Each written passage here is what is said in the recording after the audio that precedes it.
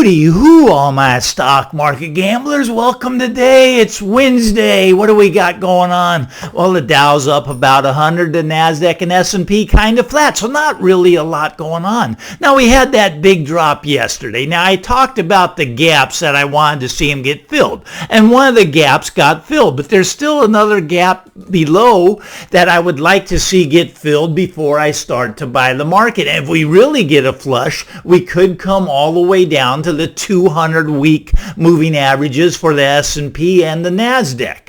But I want to start buying this market at some point. Why? Because the market's going to be pushed up higher. Now, a lot of people don't believe that. A lot of people think we're going to get a big crash from here, and I just don't see it that way. I think they're going to push the market up close to all-time highs and may even be new record all-time highs. Now, how are they going to do that? Well, it's stock buybacks. Stock buybacks are at record highs for companies. They're buying their own stock back at a record rate. And also, the Federal Reserve is buying assets. They say they're not. They say they're tapering. You go to their balance sheet, and it tells you right on their website that they're buying assets. And these are the balance sheets that they show us. They have their own balance sheet where I think they're actually buying stocks. I really believe that. They have a trading desk, and I think they're going to push the market up higher. So at some point, I do want to buy this market, but I'd like to see it at least fill that gap below, and if we get the flush, then I'm going in big on the market. Okay, let's move on to real estate here.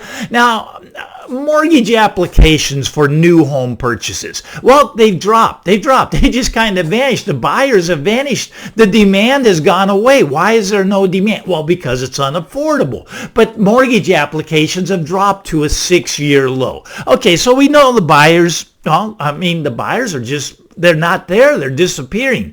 Now, what I want to talk today about is, house flipping a little bit. Now, you think, what has house flipping got to do with the direction of prices of houses? Well, house flippers are actually responsible for about 10% of all sales. Now, a house flip sale, by definition, is, one that they bought it and they sold it within a year of buying it. Now, not all those are house flippers. I know some people just made a mistake and they want to get out as soon as possible.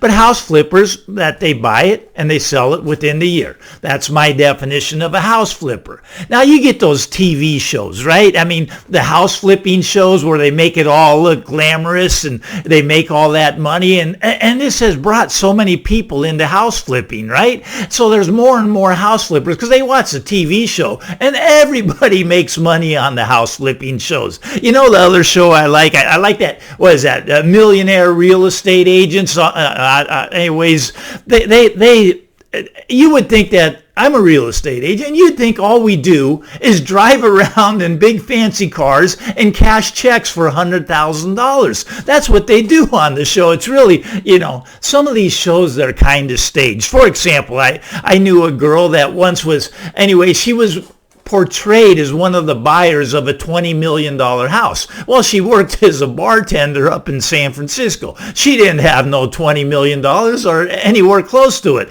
She couldn't even afford her rent. But on the TV show, she was portrayed as a buyer. See, some of these are stage shows, and these house flipping shows where everyone makes money, they go through, and then at the end, the house is all beautiful, and they sell it, they flip it for, $100,000 more, and they cash that check, right? It glamorizes house flipping. Believe me, I used to be in the house flipping business a long time ago, and there is not one thing glamorous about it. It's hard work if you're renovating the properties, right?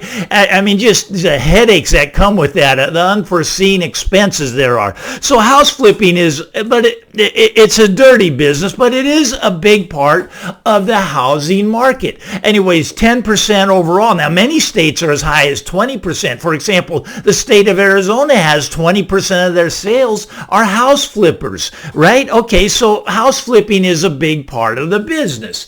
Now, when houses are going up, right? When the housing market is going up, it's easy to make money flipping a house. I mean, you can be plain dumb stupid, buy anything and make tons of mistakes fixing it up, and you will still be able to get a profit because the marketplace bailed you out.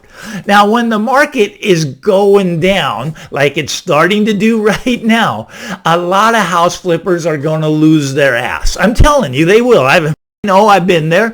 I had some problems where I had to get out of one property that I put a lot of money into, and I spent 6 months to a year fixing this thing up, and I barely broke even on it because the market turned on me. When I bought it, the market was going up, but then the market started to come down. So these house flippers, because of these TV shows, there's more and more of these house flippers, right? I mean, there's a lot of them out there that really expanding the marketplace. Maybe it went from 10% to 20% of the marketplace just based upon these shows. Everybody looks at that and goes, well, that looks so easy. I'll go out and try it. Well, no, if you go out and try it and you got a down market, you're in big trouble. You see, in a down market, you have to be really smart. You have to be perfect. Now, a lot of these iBuyer companies like Open Door and stuff, now they go out and they make you an offer at 30% below the market value. So let's say your home's worth $1 million, they'll offer you $700,000. And that's basically what house flipping is. Now, house flipping a lot of times, for example,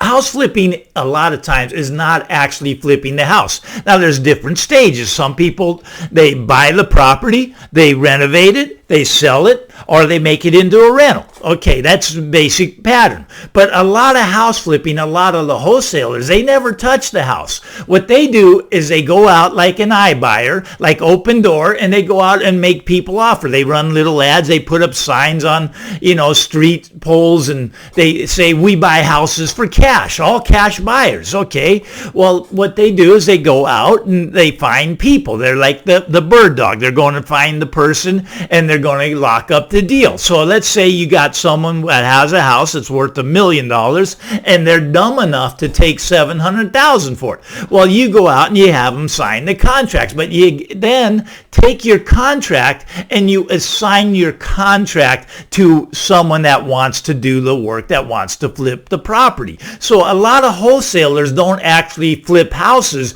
They flip paper. They flip the contract between one and the other. That's what they do. Okay, and it's a great business if you got if you don't mind stealing grandma's house is what you're basically doing. You find, and actually I had an agent that worked for me once. Anyways, she got in trouble for elder abuse.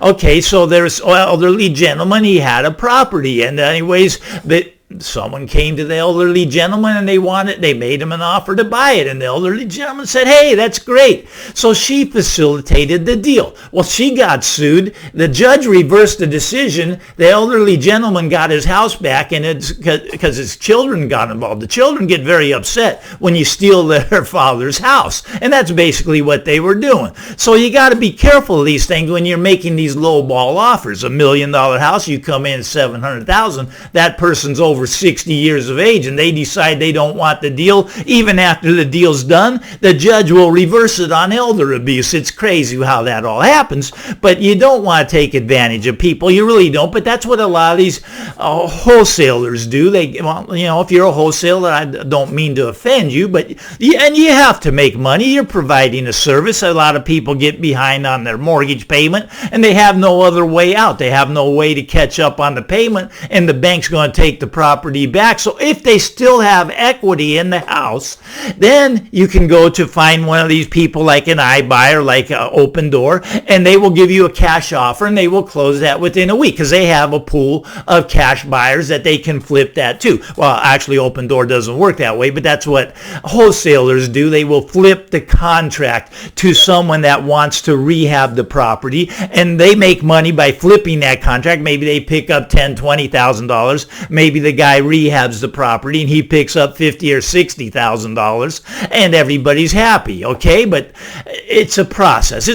But anyways, these flippers, they were very profitable. They were making a lot of money. Well, that's because the market was going straight up. Well, now the market's turned. I mean, in most areas, flat at best. In a lot of areas, it's coming down. So house flipping is not as profitable. So even though there's more of them, the profitability is way down. So I think a lot of these house flippers are going to go away, which is going to reduce the demand for houses even more. This is my opinion. But right now, house flipping is responsible between 10 and 20% of all properties sold. And like I say, a lot of the house flipping is not even recorded because it's just flipping a contract from one person to the next person, and that person becomes the flipper that is recorded, and the house sells within the year. But anyways, I think this segment of the market is really going to go away soon. So that's going to create even less demand. Demand for houses, it's really fallen off the cliff. I mean, we got the proof in that in just the new mortgage applications at a 6-year low. I mean, the demand just isn't there. The affordability has gotten out of control. Something's got to give. Now, what I think is going to give is the price of houses. I do think the price of houses is going to come down. I think that it's just inevitable that they cannot stay up here as long as interest rates are going up. And like I say, I think mortgage rates are around 6% now. I think they're going to be 7 or 8% by the end of the year. And this time next year, they could be as high as 9 or 10%. And that is really going to put downward pressure on this market. If you don't have to buy a house, I recommend holding off. But a lot of people, sometimes you have to buy, and I understand that. For example, one of the comments in my comment section was about doing a 1031 exchange. A 1031 exchange, you only have a certain period of time